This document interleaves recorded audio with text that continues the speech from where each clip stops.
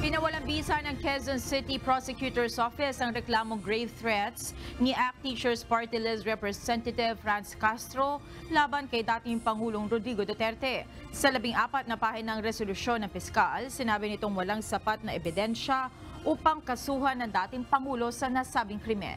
Ang sinabing pagbabantaan niya ay nangyari sa kasagsagan ng confidential fund at napabalitang impeachment laban sa anak ng dating Pangulo na si Vice President Sara Duterte. Kaya bilang ama ay natural lamang na madismaya at depensahan ang kanyang anak laban sa political attacks. Dagdag pa ng piskal, hindi pangkaraniwan na ang pagbabanta o death threats ay gagawin sa publiko. Wala pang reaksyon dito si Representative Franz Castro.